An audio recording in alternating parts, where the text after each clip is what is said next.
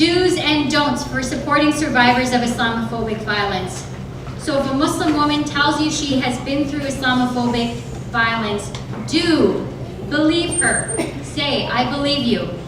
Tell her it's not her fault. Don't say, well, why were you walking there? Or why were you doing this? It's not her fault. Ask her, what do you need? Don't tell her what she needs. Ask her what she needs. Offer support. Connect her with resources and support her choices. Whatever she wants to do, follow her lead. She's the one who's been through it. She's the expert. Follow her lead. Don't. Here's what not to do. Don't question her and ask her to prove it. Don't blame her in any way. Don't tell her, oh, well, you should just stay home now, or change something about herself. Don't minimize it and tell her to get over it. And don't abandon her to just solve it all on her own. Be a support for her. Okay, so those are some do's and don'ts that you can share with people in your lives. And then finally, it talks about offering her support and connecting her to resources. On your back pages here are resources. So we have a support resource list here that folks can use. The first one is the Assaulted Women's Helpline. This is a confidential helpline for anyone who's been through any kind of assault. Any woman who's been through any kind of assault, they provide confidential counseling and can connect you to resources. So that's a phone number you can give. There's also a NISA helpline, which is peer-to-peer counseling available to Muslim women of all ages, and this is run by Muslim women. There's the Nasiha Muslim Youth Helpline for Muslim youth to call and get support, and they get a lot of phone calls about Muslim youth going through Islamophobia. There's the Barbara Schleifer Clinic for victims of domestic violence and sexual violence. And there's two websites listed here for sexual assault and domestic violence treatment centers. Hi, I'm Diamond, and you're watching RPTV. And today, my guest is Sidra, the author of the Rivers of Hope Toolkit. Welcome. Thanks so much for having me. So, can you tell us, for those that don't know, what the Rivers of Hope Toolkit is? Sure. I brought a copy with me. The Rivers of Hope Toolkit is a toolkit by and for Muslim women who have survived Islamophobic violence. So it contains resources, real life stories, poetry, and also practical tools for Muslim women who have experienced Islamophobia. So there are tips on how to feel better. There are resources about how to report if something's happened to you. There's also information for bystanders in here. So tips for bystanders who might be witnessing Islamophobic violence happening, giving them kind of a step-by-step guide about what to do. Yeah. So why was this program specifically created for Muslim women, and what defines Islamophobic violence, and why is a Muslim woman vulnerable to this type of violence? Big question. So this toolkit is based off of a research project I did at the University of Toronto for my master's.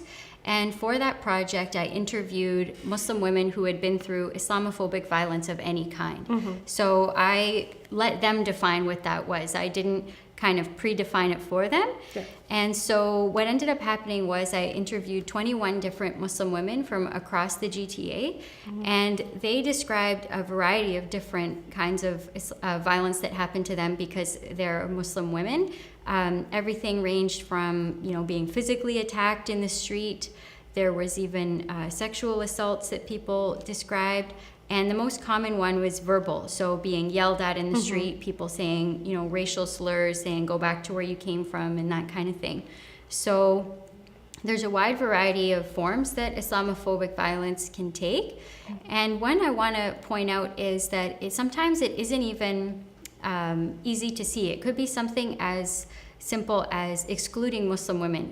One woman who wears niqab, so that's a face covering, she talked about how in her LINC class, her English language class, no one would talk to her. So everyone would be friends with each other, and she was really excluded from that. So this toolkit and the project kind of wanted to highlight all of those things, not just the very drastic stories that might make the news, but also the everyday experiences that Muslim women go through. So who, as well as how many women were in this research group? So originally I thought maybe, when I put out the call on social media, I thought maybe it would be about 6 or 8 people. But what ended up happening is a lot of people contacted me. So we interviewed 21 different women, and their ages ranged from 18 years old all the way up to 58 years old. So it was a really wide range of women, and from all backgrounds, all nationalities. So it was a really, that really surprised me. I don't know. I think I was expecting maybe just university students to contact me. I don't know why I assumed that, but it ended up being a lot of aunties and just people from the community who came forward who had these stories. And some of them told me they had never told anyone this story before about, being either attacked or being spit at or yelled at. It was something they were carrying with them. So they wanted to come to do the interview just to get that story out. And I think a lot of people were comfortable coming forward because I said in the advertisement for it, or the call out for the research, I said that it's totally anonymous. So no one's going to know your name. So that way they felt safe being able to come and share. Yeah. So what trends and patterns did you see during the research? I saw a trend definitely that Muslim women who were visibly Muslim, so if they were wearing a hijab, a headscarf, or an abaya, a long robe, or a niqab, face covering, those participants seemed to be talking about things happening very frequently. One woman mentioned that almost on a weekly basis she would be yelled at in the street in one way or the other.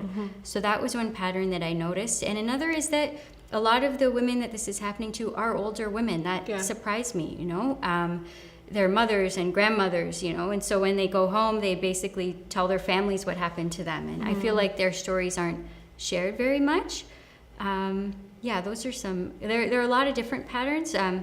Actually, one other pattern that I'll point out is that, in some cases, Islamophobia was happening, like the people who were doing it were people who were very close to the Muslim women who were part of the study. So one woman talked about how her ex-partner would be Islamophobic to her, and he ended up being abusive towards her. So, and another woman who's a university student talked about how in her friend group, she was actually harmed by someone who was Islamophobic right in her friend group. So that was an interesting pattern too. It isn't just strangers in the street. It can be people that are close to us. Yeah. So what motivated you to do the research as well as release the toolkit? Well, the research, what motivated me was that I knew about a lot of these stories from my own experiences and from my friends and family, but I felt like those stories were just kind of kept within the community, and the public as a whole wasn't really aware that these things were happening. So the reason I did the research was to kind of capture it and collect the stories and make it known that this is what's happening in the community and what's happening in the lives of Muslim women. And another reason I did the research was because I see this kind of Islamophobic violence against Muslim women as it's gender-based violence, and one of the participants in the study, I'm kind of paraphrasing, but she said, everyone can agree that violence against women is wrong, but for some reason when it comes to Muslim women, somehow it's okay, like it's become okay, and I really wanted to draw attention to that. So I did all of that research, and I learned so much from it, and I loved meeting with everyone. I was so grateful they could tell their stories. And so I didn't want that to just sit in a research paper on a shelf, like a dusty shelf. Like, what's the point of that, right? So that's why I made this toolkit and made it very visual. As I said, there's poetry in it. There's kind of like infographics in it. It's very readable, very visual. So that way there's something in our community's hands. So if someone knows someone who's been through something like this, they can be like, hey, check out this toolkit. Like, just give you something to hold, to flip through, to give some comfort. And I should mention that this toolkit, I wrote the content for it, but the beautiful designs in it have been designed by a Muslim woman. Her name is Azza Abaro, and she did all the graphic design work for the toolkit as well. So it's kind of pleasing to look at, it's something we can call our own. So that's why I wanted to make it a toolkit, so that the community could have it. It's for the community. Yeah. So thank you very much, Cedra, for joining us today. Thank you. I'm Diamond, and you've been watching RPTV.